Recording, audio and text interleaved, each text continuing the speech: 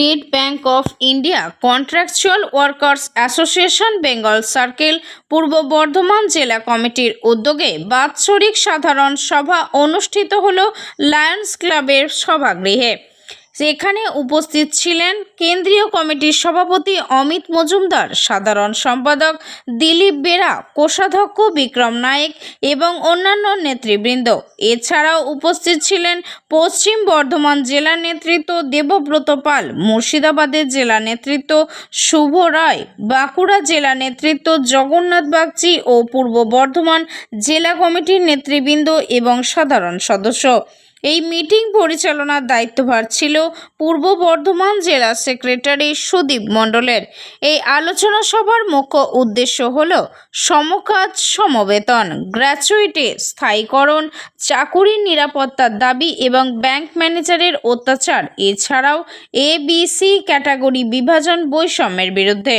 দীর্ঘদিন যাবৎ bank permanent group D নিয়োগ করছে না। এই সকল পার্মানেন্ট পোস্টের কাজ হাউসকিপিং স্টাফেদের অনিচ্ছাকৃত বলপূর্বক করিয়ে নিচ্ছে, যেমন লকার ও ভল্ট খোলা, গেটের তালা খোলা, voucher sorting, high value cash গোনা, এমনকি ক্লার্কের ডেসপ্যাচ ও রেকর্ড কিপারের কাজও করানো হচ্ছে অত্যন্ত ন্যূনতম বেতনে। কোনো স্টাফ কাজ করতে না চাইলে তাকে ট্রান্সফারের ভয়, এমনকি কাজ থেকে বসিয়ে দেওয়ার ভয় দেখাচ্ছেন কিছু ম্যানেজার। প্রতি 2 বছর অন্তর কোম্পানি চেঞ্জ করে দিচ্ছে যাতে গ্র্যাচুইটি না দিতে হয়। 2012 সাল থেকে 2017 সাল পর্যন্ত সকলে সমান বেতন পেতেন। হঠাৎ 2017 সালের পর ABC ক্যাটাগরিতে ভাগ করে C ক্যাটাগরির বেতন দিতে শুরু করে। রাষ্ট্রায়ত্ত ব্যাংক স্টেট ব্যাংকের মতো বিশ্বস্ত ও নামী সংস্থা বেতন কমিয়ে অরাজকতা করেছে বলে তীব্র দাবি তুলেছেন সংগঠন কর্তৃপক্ষ। কলকাতায় A ক্যাটাগরির মাইনে যেখানে 22,000 টাকা, সেখানে বর্ধমানে C ক্যাটাগরির মাইনে প্রায় 13,969 টাকা, 9,000 টাকার পার্থক্য। কেন এই বেতন বৈষম্য? ব্যাংক ম্যানেজমেন্টের কাছে সংগঠন পক্ষের দাবি যত তাড়াতাড়ি সম্ভব চুক্তিভিত্তিক কর্মীদের বিষয়ে ভাবেন। এর পাশাপাশি আগামী 13 সেপ্টেম্বর সংগঠনের পক্ষ থেকে কলকাতার রাজপথে এক প্রতিবাদ মিছিল অনুষ্ঠিত হবে বলে জানালেন কেন্দ্রীয় কমিটির সভাপতি মৃত্যুঞ্জয় যশ ও সুফিয়া খাতুনের রিপোর্ট, মেমারি স্পেশাল নিউজ। আজকে কি ধরনের কর্মসূচি ছিল আপনাদের?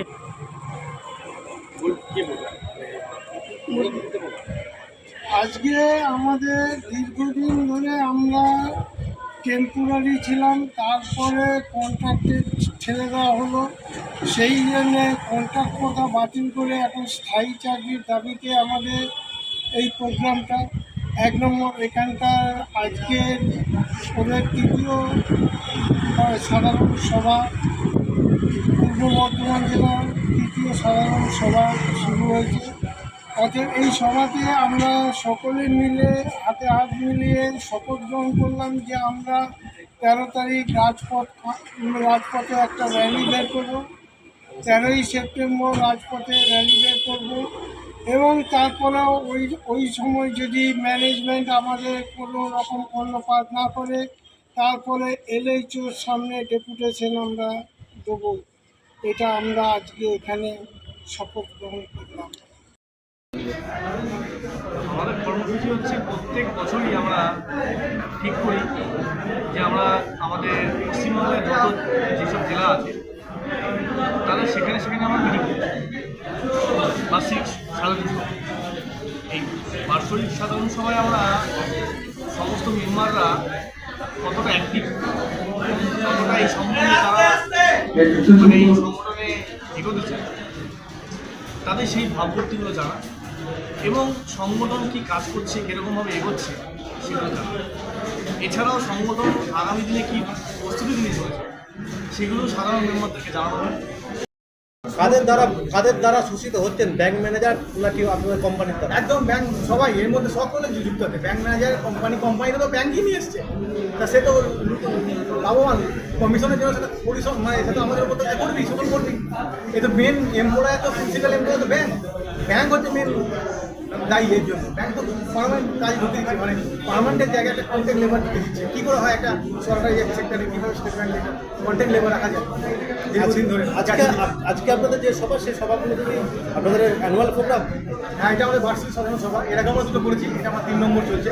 এখানে আমরা আগেও আমাদের সেন্ট্রাল কমিটির উপস্থিত রয়েছেন, সভাপতি আছেন অমিত মজুমদার, আমাদের থেকে জেনারেল সেক্রেটারি দিলীপ বেরা মহাশয়, কোষাধ্যক্ষ আমাদের বিক্রম দা, সকলেই রয়েছেন এবং তাদের সকলকে নিয়ে আমাদের সমস্ত মেম্বারদের অভিযোগ নিয়ে তাদের অভিযোগের জন্য, সমস্যার সমাধানের জন্য, ব্যাংকের বিরুদ্ধে এই প্রতিবাদের জন্য এই অভিযান। এখনো তো আপনাদের দাবি মানা হয়নি কো সেভাবে।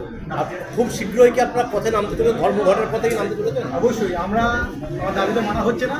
আগামী দিনে আমরা পথে নামতে চলেছি। আগামী 13 তারিখ সেপ্টেম্বরে আমরা রাজপথে আবার র্যালি করবো, বিশাল র্যালি করবো। তাতে যদি না মানে আমরা ডেমোনেশন। কোথায় র্যালি করবো? এটা ধর্মতলাতে আমরা কলকাতা। কলেজ আগামী দিনে তাতেও না মানে আমরা এলএজও বিক্ষোভ দেখো ডেমোনস্ট্রেশন। আপনার নাম আর আমার নাম সুদীপ মণ্ডল, পূর্ব বর্ধমান জেলার ডিস্ট্রিক্ট ইউনিটের আমি সেক্রেটারি। আপনার কিছু বলুন।